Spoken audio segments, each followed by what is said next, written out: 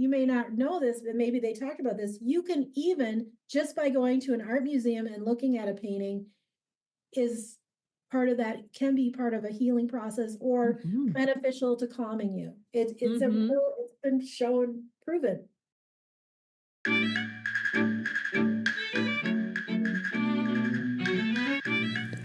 Welcome to Story Power, a bi monthly podcast where my guests and I chat about stories and creativity in all different styles and formats.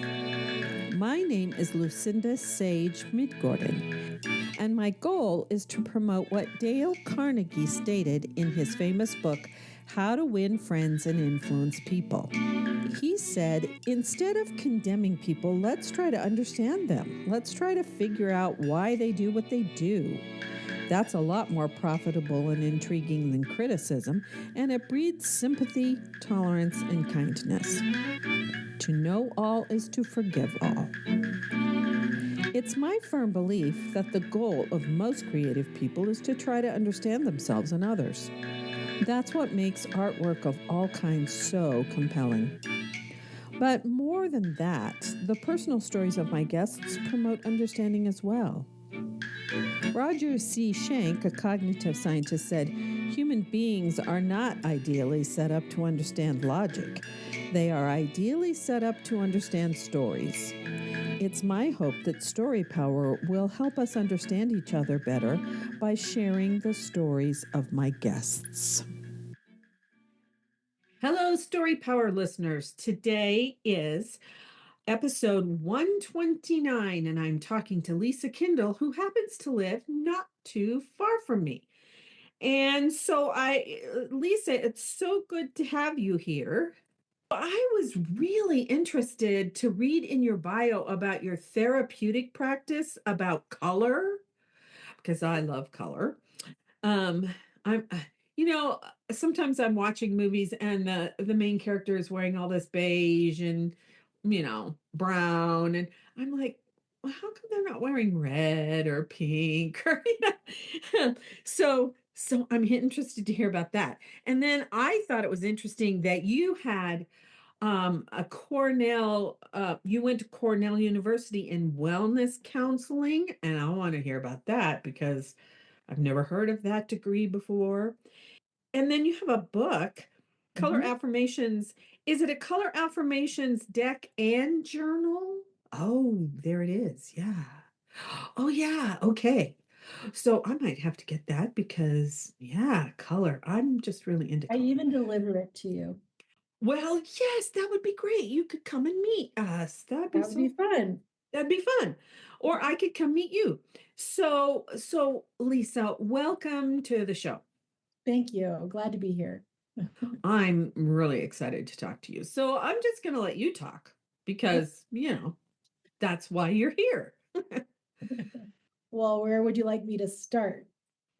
Well, maybe start with how did you get interested in the therapeutic arts and specifically color? How did you get interested in studying that and offering that to people? Sure. Well, first of all, I'm a graphic designer by trade. That's my profession. So I've been doing that for well over 20 years. We'll just say that. Ran my own independent graphic design studio in Minnesota, where I am native. Ah, Moved to Arizona in 2022 and lived in Tucson for about a year and a half. Moved to Mesa for a year, and we recently relocated to Hereford here near Sierra Vista, of course. And so the evolution to where I am today comes honestly because I've always, I mean, from a young age, I love to color and do art and create things and make things. And then I did it as a career along with my other passion is music. So anything creative arts, I also have a degree in German, which is not used too much, but that's kind of a little about me. So through the years, of course, I use color theory as a graphic designer. I was a mhm. very good designer and won awards over the years. So it's a big part of making choices about how you use color in design. And back in 2020, I was introduced to the concept of life path colors. And I was like, hmm. what can we do with that? And so once I learned about that, I just thought, oh, wouldn't it be cool to create something using that? And so personally, I created my own little deck of cards where it was artwork and collage because I love mixed media and color and Mhm. texture and everything like that, pattern. And so I started creating that. And it was during the pandemic when everybody wanted a way to connect. And I was leading a group online called the Global Art Cafe, which now lives as a Facebook group. Mhm. Public is a Global Art Cafe, and some old podcasts that I did during that time. And those people came along with me for the ride as I created this deck based on color, and it became a color affirmation deck, which I have today. And Uh-huh. so, how it works is it combines a tiny bit of numerology, which I'm definitely not an expert at, but we take your birth date, and if you're a numerologist, they call it a life lesson number. But Mhm. in my world, I call it a life path color number. Mm. And so we take your birth date, we calculate it, and you find out one of 9 colors. And these are the colors I'm showing you here Oh, in our yeah. conversation on Zoom. And then it gets associated with some attributes and characteristics for your personality. Ah. And over the years, it's been about 4 years, I've developed this deck now into a method that I've created. And then most recently, like you said at the top of the show, I wrote a book last year while I was living in Mesa and published it last fall. And it incorporates all the things that I created. There's some things that I created specific to me, like a life path wheel, wholeness wheel. We talk Oh. about setting goals, purposes. So Mhm. your life path color is related to the time, the day you were born, and goals or things you might have in your life. And so that's where we start. We start talking with that. I teach color workshops now where you can create your own card, maybe on a canvas. So you might do some mixed media art. And then on the back, so I'll grab one right here. So I have one right here. This is one I'll be teaching. So it's a 5x5 canvas. You can see it's very small. Oh, And yeah. so I will supply all the art supplies and you create something in that Oh, color palette. And then on oh. the back, we do a little discussion on what does it mean to be that color and how can you apply it to your life right now? Where are you at in your life?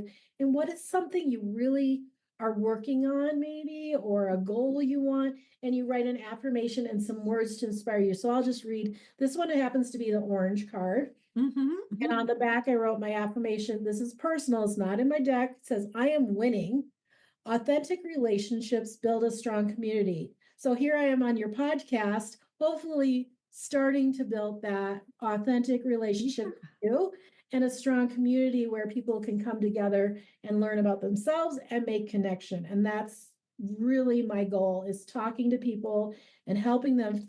This deck is a tool for connection. One of the most exciting things that's happening right now is that I've connected with educators. Never thought that would happen.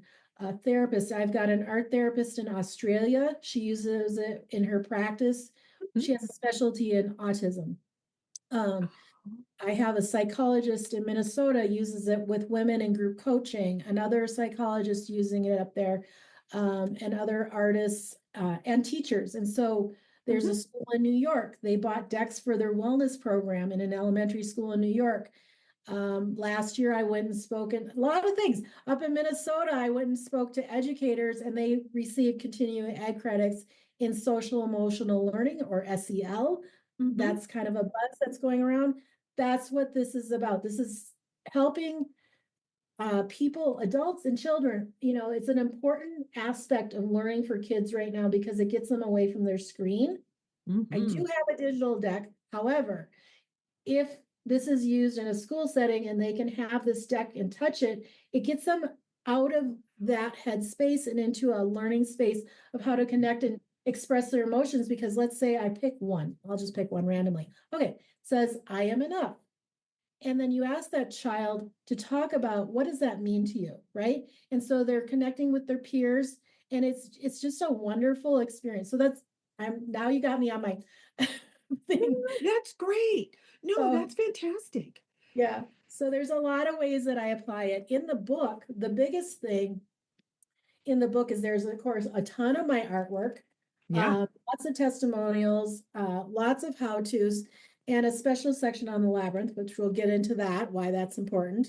But in the back, it's a journal, and at the top of each page, I put a space there for when you, in the morning, when you sit down and journal, it's my recommendation, you Mhm. draw one of the affirmation cards and you write it in here. So you're having many, many touch points and reminders of affirming yourself, working on anxiety or stress. And, so we just drew the card, I am enough. So you would take this and you'd write it in here at the top of your page, and then you would do some journaling on that card. So there's a lot of different ways I can help people to their goal of being at peace or finding wholeness in their life. That is so fantastic. Two Yeah. some Sundays ago, the CBS Sunday Morning, which we always watch every Sunday, had a thing about art and how when people use art or do art of any kind, it helps them create community. It also helps them heal, and that's exactly what you're talking about. Good. Yes. Yeah, I don't remember the Even name of the woman who started a program, but it sounds similar to what you're doing, so that in was cool. fact, you may not know this, but maybe they talked about this. You can even just by going to an art museum and looking at a painting is part of that, can be part of a healing process or Mhm. beneficial to calming you. Mhm. It's been shown, proven. Yeah. Yeah. Well, one of my guests 2 weeks ago, her name is Constance Scharf. She's a PhD, and she does cognitive, she has a research center, and she said one of the things that stops obsessive thinking is to sing out loud. Mm. Which I thought, "Oh, that's so cool." Because it changes your brain chemistry. Well, and one thing I do with this that is similar is, so this morning I had somebody stop by, a new community member to Uh-huh. me, and had her draw an affirmation. And the key thing is to say it out loud, because there's a whole change in your emotional response. I've had it where met one of our neighbors, came over and had her draw a card, and she read it out loud, and you could see the tears in the side of her eyes. And do I want to make people cry? No. But the thing is it touches you in a way you can never predict how it's going to touch someone. It's Exactly. sometimes people can't even verbalize what they're reading here, because it has to do with what we believe about ourselves. Right. And so my goal is to help encourage others to believe the best in themselves. Right. Well, and sometimes we don't because we are so hard on ourselves and other people are hard on us. And then to get an affirmation that is affirming how wonderful you are, sometimes that's we can't put well, it's just emotional. Can't Oh, put words to it. It just touches you in a way like, oh my gosh, is that true? Sometimes you're thinking that, is that true? But it's so great yeah, we to just have need a that. reminder. It might Yeah. not even be like, I even had someone this weekend, we went down to Bisbee and we're coming back, and Uh-huh. I had met someone and I said, I think you could use an affirmation. She's like, what's an affirmation? Oh, yeah. So that's a Mm-hmm. whole other ball game. I'm Yeah. gonna draw a card and we're gonna do Okay. it live. We're gonna do it live for you. This is gonna be for you. Okay. Okay, this one kind of popped over. So I'm gonna say, this is how I do it. So when I coach with people, I'll say, I want you to read it out loud. So hopefully you can read it on the screen. I am capable. Oh, I choose to let go of what I can't control in my life. Oh, I've been going through that a lot lately. Oh, so then I would say, if you would like to share what's happening. This is how this works. I don't know you. And so what's Yeah. coming up for you on that? Well, I listen to this woman who does that. She talks about the Schumann resonance every day. And then I've been doing the daily I read the Pam Grout, the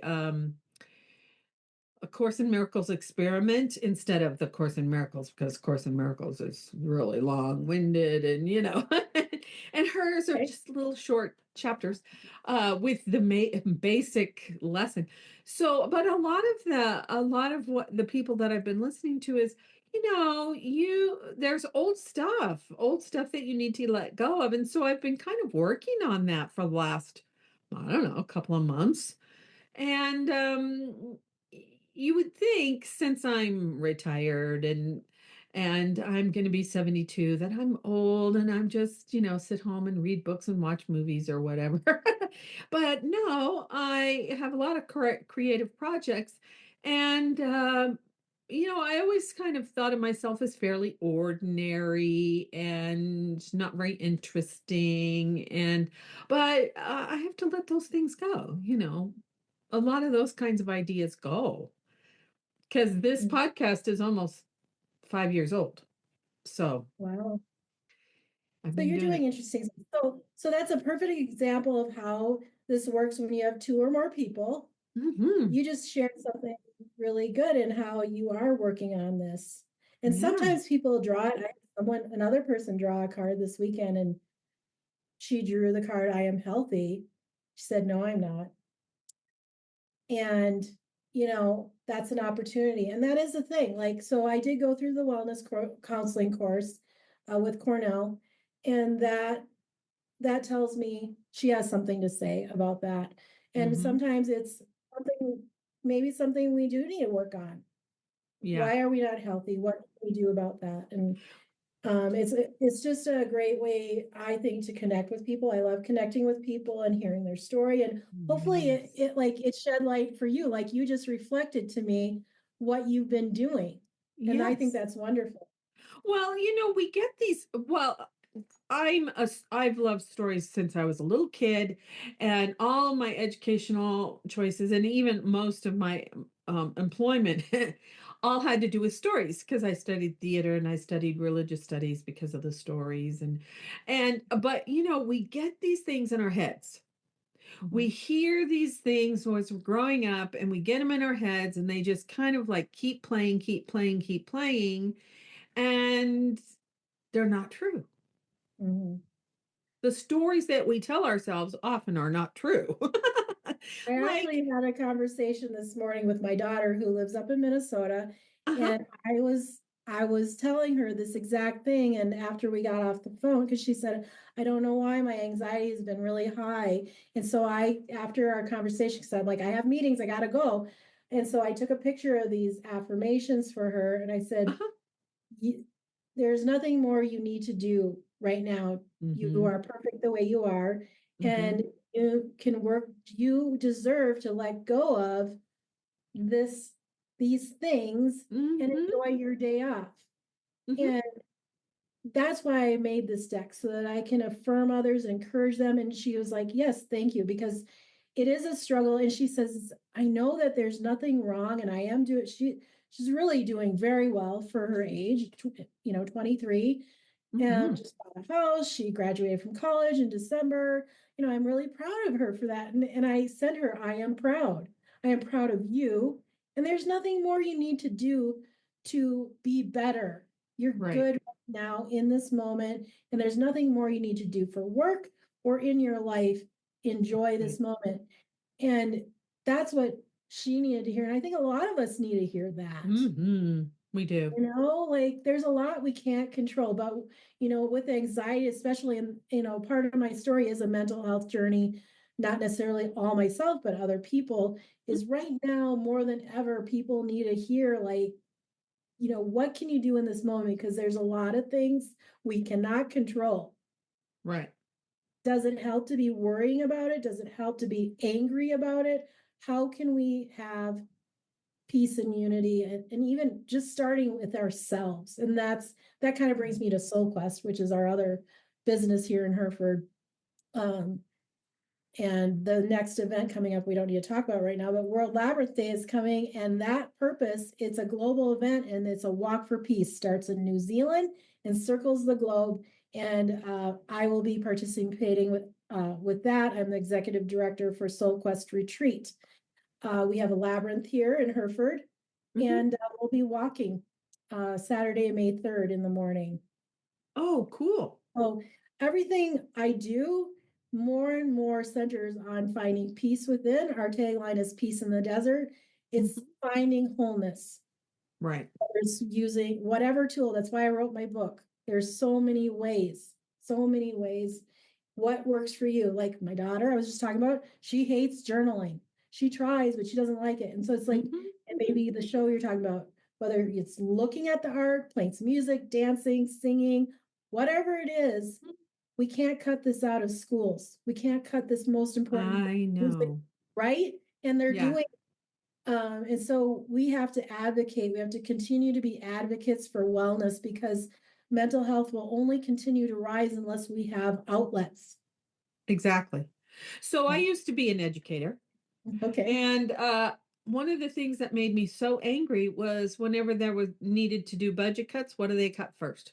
music, And music, theater, and I used to teach theater, so that yeah, they would cut back on that. So, and colleges do it too. And because I taught at Cochise College for some 14 years, and they had, they did fundraising. They wanted to revamp the Sierra Vista campus and make it the main campus because they had the largest population there, even though Douglas is the original campus. And they just didn't have enough money. They had in the plans to build a little theater, but they didn't have enough money. So what got cut? The little theater. um, Ah, so frustrating. So, and the whole thing about STEM, all the STEM classes, I agree those are important, and it's great to have women involved in those. But it's the arts and humanities that teach us how to be emotionally intelligent. I suppose the cognitive scientists can help you, sciences can help you with that too, but you know, if you're reading a story and you're really involved with the character and invested in what happens to that character, that's teaching you empathy. You know, do you get empathy from math? I no, don't think so. never. I've never gotten empathy for math. I've never gotten it. Now, I do think that the sciences, like people look at equations and that tells them a little story, or they look at graphs or they look at, geometric shapes and they get a story from that. My brain doesn't work that way. I look at it and it's gobbledygook. Yeah, But some people, that's a vital thing for them. But it's not teaching us to communicate with each other and get along with each other and, communicate better with each other. So, there was an interesting book I just heard about. It's called Sync, SYNC, like short for synchronicity, mhm, by a Steven Strogatz. And it does relate to math and this emerging idea of synchronicity. And it's a little bit heady, let's say. But I have a friend here who's reading that, and I think it's probably not my speed because it does relate more really heavily math science, but it's very interesting mhm, how, and that's the same with my deck. It does use a little bit of numerology, is that it is mhm. like sacred geometry. There's Right. sacred numerology connecting with the Bible and the Hebrew time and ancient, and everything does go back to that. So Mhm. it's pretty interesting when you start connecting all the dots to ancient history, Right. the mathematical things, and Right. how the earth and all of it works together. It Right. isn't just a coincidence. Right. Well, Great Braden happens to be one of my favorite guys, and I've read several of his books, starting with the very first one that he wrote, which he turned into the book Fractal Time, but it was at first it was called Awakening to Zero Point. And he's a scientist, but he's also connecting science to spirituality and human growth and the growth of our brains and the growth of our heart brain connection and all that stuff. So, yeah, that's valuable. And Very. I am interested in things like archaeology and anthropology, and we do watch science stuff. We watch Nova a lot, but it's just that uh, you know, when I took algebra, could I remember how you did an algebraic equation? No, it didn't stick in my head. I don't know why. I couldn't remember the steps to solve. I hope that's not part of the show. No. Well, we might keep it in there, but yeah, Let's stick to simple math. Let's do that. That's right. Yes, really. For me. Because, but everybody's different. Everybody needs something different, and they're here for different reasons. So I don't want to cut that out and say, "Oh, we don't need that." We do need that. But yeah, but the story thing, and it's mostly the stories we tell ourselves that trip us up sometimes, I think. Mhm. So, the labyrinth, was the labyrinth, did you buy a place that had the labyrinth? Because I know that there was one in Hereford that had one. You made it yourself. Yeah, so, well, I'll back up and, so my husband and I were married in 2019, right before everything exploded, we'll just say Oh that. boy, yeah. Um, but we actually were married in a labyrinth, on a labyrinth in Maple Grove, Minnesota. Uh-huh. And we were married in first year of marriage or so. We were living in Maple Grove, just south of the, or just near the Twin Cities, metropolitan area of Mhm, Minneapolis. mhm. And he unfortunately lost his job. Oh, And so for about a year, he was searching for a meaningful employment that really fit his level of education and what he did. And he just wasn't finding it. And so I said, maybe we need to open ourselves to maybe moving somewhere. And mhm. so I was coaching a client in Tucson who happened to be from Minnesota. Well, anyway, Oh, big uh-huh. connection, was part of my group. We had met in Maple Grove. We actually turned out we were from the same town, but she was working for the VA as the creative director nationwide anyway. And so I was Uh-huh. coaching her with her goals. And she said, "Oh, just come down, year into, relationship." I was like, "I don't know, you sure you want us?" So we ended up, long story short, came down and stayed with her and her husband in Tucson, and we did some exploring, and we ended up over at Sanctuary Cove, west side of Tucson. Mhm. They have 80 acres for hiking, and they have a labyrinth, which is what we wanted to go see, the labyrinth. And Right. we walked the labyrinth, and we walked out of that labyrinth, and we were like, we just had a very profound sense that we felt called to come to Arizona and build an Mhm. art and wellness retreat center. Mhm. I'm not sure where that came from, but and so we went home with this new vision calling, and 3 weeks later he had a job offer in Tucson. Ah. So that's where it began. And so we sold our house, moved to Tucson, built our first labyrinth there. And now, how many years later?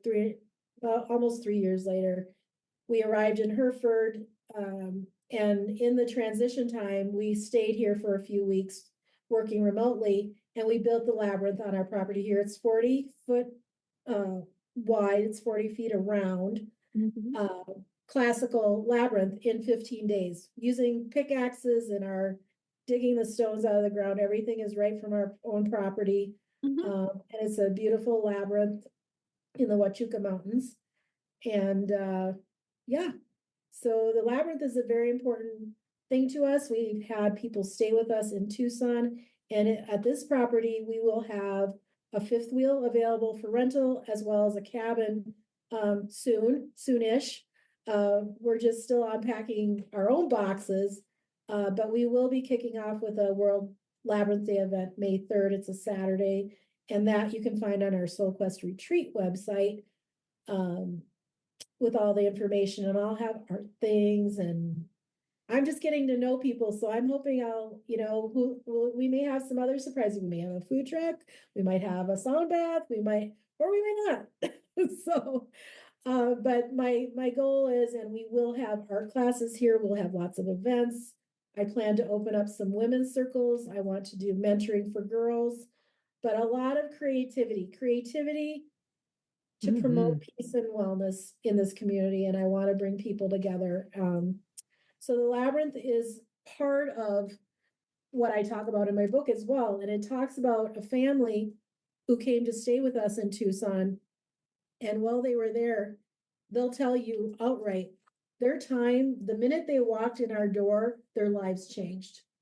And all I can say is, it keeps coming up. I did an art piece of artwork, graphics, Mhm. and it says, I am an open vessel. I am the Mhm. vessel. I am the messenger, but I'm the vessel for people. I Mhm. want them to come here and feel that. Do I have any Mhm. control or anything about that? No.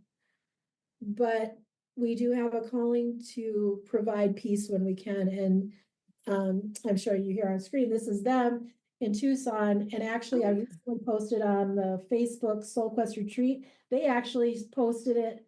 The memory came up 2 years ago was when they were here, and they have a video that shows about their time here and the transformation they felt they had.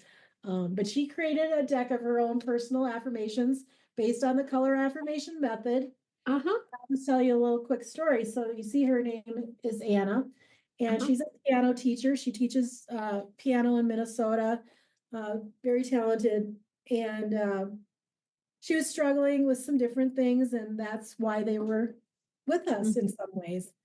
And so she created her cards, and there's the 9 colors.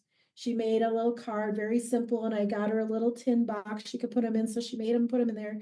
And we looked at all the cards, and it took her the full month they were with us to create these. And then she's like, okay, I'm gonna do it. Mhm. I said, which of these really is your favorite? Like, which one is the most important? And she said, this one, it's the blue card, and it said, my voice matters, because she was really struggling to speak up for herself Mhm. and say the things because it was hard for her. And then the really key thing is she said, I'm going to keep saying these until I believe them. She now has employees for her piano teaching business, and the family is thriving. It's just the whole family's thriving.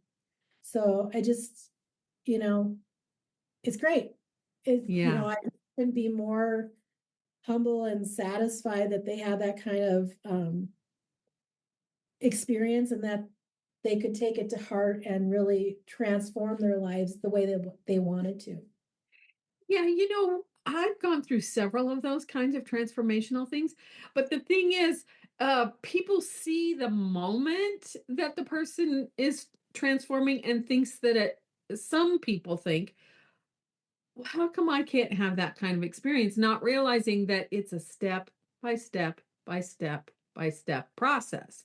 And then all of a sudden, when you are ready, that's when the miracles happen. But it's not, oh, I want this miracle to happen. And then it happens instantly. No, it's not Very like that. rare. Very rarely, right? Yeah. Yeah. Well, and when like she created these affirmations, and I've been doing it for 4 years. So what's really great about it, is that let's say you create your first 9 cards, we'll say. Mhm. A year later, 2 years later, you might need to create more, because life changes. Life is always evolving. And really, that's the best way to grow as a human being, I think, is to Oh, be right. open and notice where you're growing. Like, I want to keep growing as you age, right? Like, I think, don't you?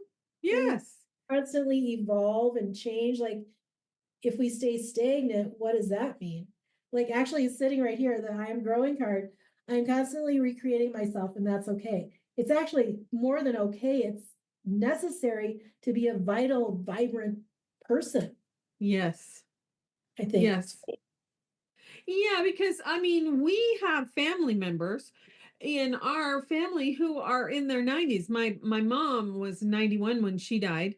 And my dad was 74 when he died. But Barry's mom and dad, his dad is 93 and he still loves flying his radio controlled airplanes and he still reads and Barry's mom is going to be 78 or 88 this year. And and then his cousins, other family members all live to be, in their 90s or close to 100. And some of my dad's siblings did the same thing, 90s, close to 100. So, yeah, we're living, if you are continuing to grow, that makes it, I think, easier for you to live longer, maybe. I Um, think so. I would hope that, my thing is to hopefully help people to find more fulfillment. Mm, Like it's, the conversation, what we were talking about before is learning when to let go hmm. of certain things, because what good does it do us to hang on to the things that are causing those anxiety and Hmm. stress issues? Whether Right. you're working full time or not, we all have stresses, and everything is a choice. Right. Back to my conversation earlier, right? Like Hmm. it's not that easy. I've struggled myself with depression and had anxiety, severe anxiety at times, postpartum depression, which, no choice there. But how do you get through it, right? That's what's gone into my work, is having experienced this myself and Hmm. watching others go through it. It's very painful, and it's not easy. It's not as easy as saying, "Oh, I am enough," or "I am, I am loved." Well, maybe you can say that, but you don't believe it. And so just finding ways to cope with it, easier said than done, takes time. Like you're saying, miracles don't happen overnight. Change doesn't happen overnight. But Hmm. like Anna said, keep saying it and then I'll believe it. And that is true. You Right. can change your life if you Yes. believe in yourself. Right. You may not believe all the things, but if you believe in yourself and you believe if you keep at it enough that you're going to get where you want to go, you know, and, Yeah. I mean, A Course in Miracles is all about doing the self work on yourself, mhm, because that's where it how many starts. people are there out there commenting and criticizing other people when really what they need to be doing is doing their own inner work? And My mom so would always say, I come home from elementary school and she'd say, don't worry about them. You just worry about yourself. that's right. And she'll still tell me that if I get too hung up on, I don't know, whatever. She's like, why are you giving that all that energy to that? Hmm. Hmm. Does it really affect you? And so a lot of the things that in these products and the books and everything that I created and these programs that I'll be offering here, Hmm. they come from all that because Hmm. I've been through times in my life where it was a vortex of chaos up here, and I Yeah. just was in the middle. Okay, Right. can't control that chaos. That's everybody else. But Hmm. what can I do? And that it starts with you. Right. And I'm going to start one person at a time, one heart at a time. Hmm. How can you be a little bit more calm or in control in the way that you can be in control without losing your, what, you know, Hmm. Hmm. life's going Yeah. to happen. You want to enjoy it, or do you want to be anxious and, Right. you know, Yeah. Yeah. Right. Exactly. not always So, that simple. I don't. uh, yeah, I love that because I love the quote, and I probably won't say it right, by Einstein. You got a choice. Do you live in a hostile universe or do you live in a friendly universe? There we go. That's the choice. And so, yeah. Very timely right now. Yeah, really, because we could be doom scrolling and getting Totally. all upset, but why? It's a choice.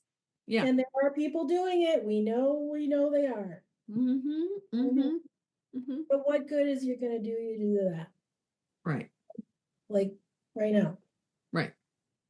Well, and I wanted to ask you something about your labyrinth. Is it the same kind of labyrinth that's at Chartres Cathedral? It's not.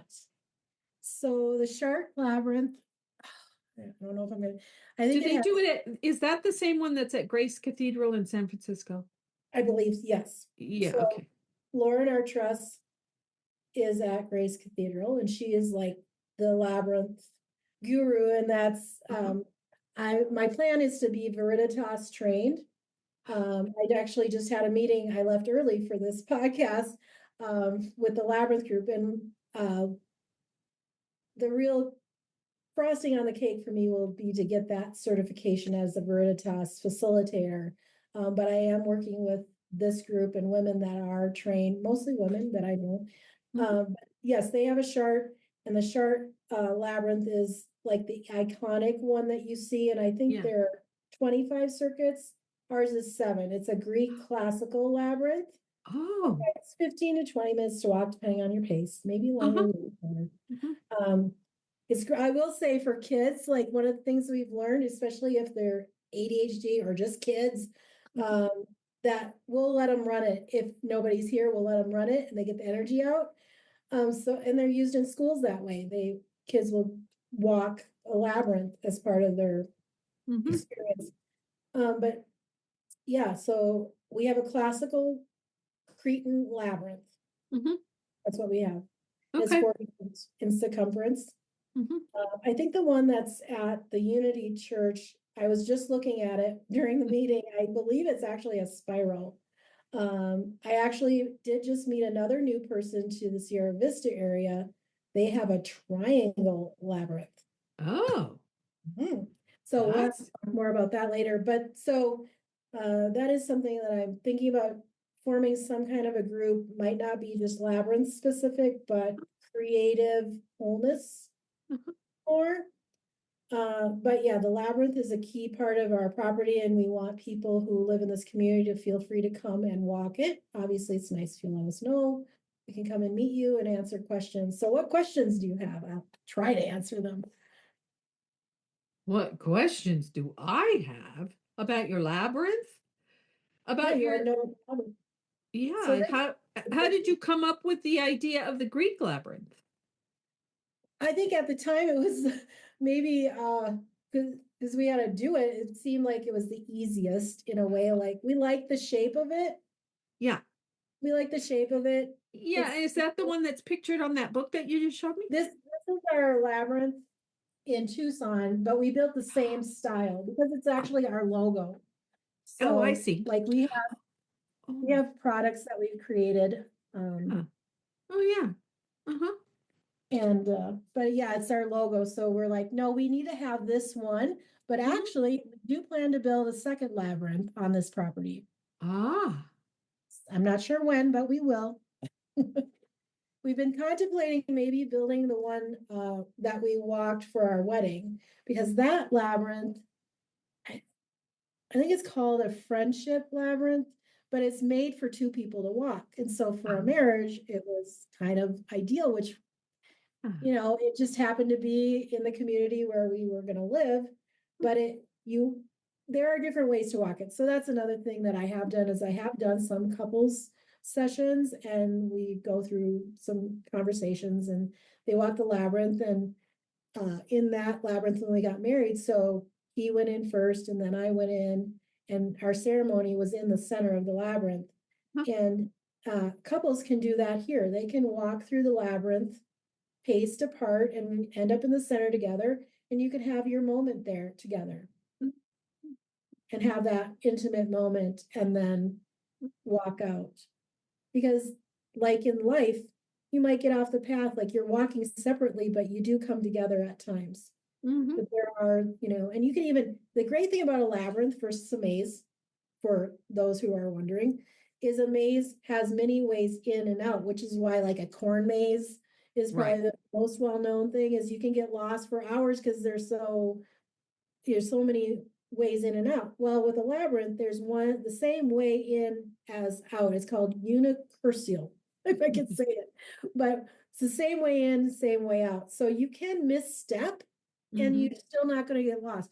That's why it's so good for meditation because you can, and people do this. We had the first walker here at our labyrinth, and she was walking the labyrinth. She's totally in her zone, thinking all her thoughts. And all of a sudden she stopped and I was like, what? She goes, am I, did I go in the wrong place? She like kind of lost track of time. And I'm Uh-huh. like, no, you're good, just keep going. And she's like, so, so you kind of can like zone out and it's all good. You can misstep to one circuit to another circuit and you're still going to get to the middle and you're still going to be able to get out. Right. So Yeah, that's great. we'll have ceremonies for releasing uh, and different kinds of things. Great for prayer, just quiet reflection. So like you don't live that far from me, I don't think. And you're welcome to drive over and park and some morning if you're doing your reading and then you think, you know what, it might be fun to walk a labyrinth. Come Yeah. on over.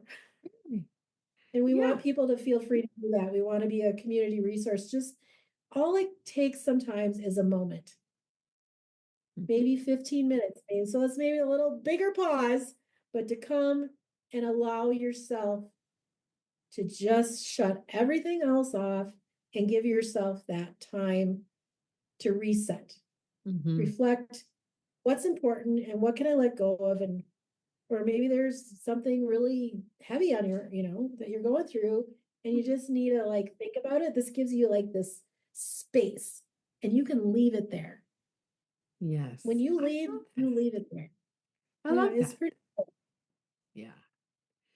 So, do you have anything else you want to say that I didn't ask or that you want to talk about? Oh, I think we covered quite a bit. We did, yes.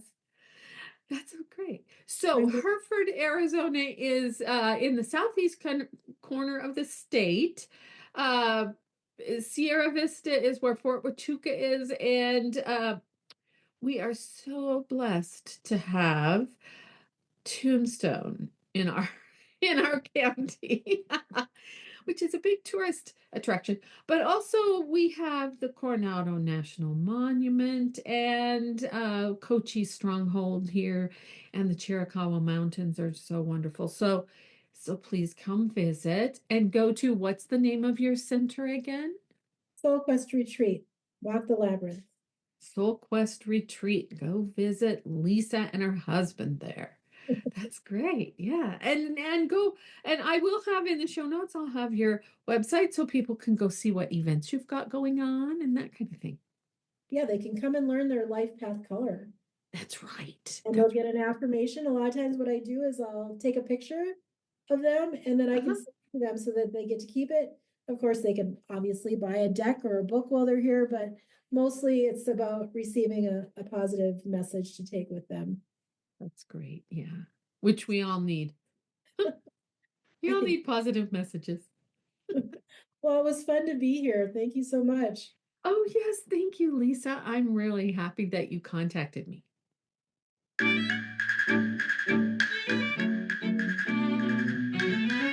I hope you enjoyed the show. If you like what you heard, please share it with a friend and give us a rating and or review on your favorite podcast app. It will help people find us. I invite you to join my Patreon community at patreon.com/storypower, all one word. Or if you like, you can subscribe to Story Power on Apple Podcasts. It's my aim to build a community where we discuss the stories we love and talk about what we learned from them. I offer extra audio content and story suggestions to my patrons on both platforms. Remember, as Philip Pullman said, after nourishment, shelter, and companionship, stories are the thing we need most in the world. Let's spread the story love. Until next time, this is Lucinda Sage-Midgorden. Thanks for listening.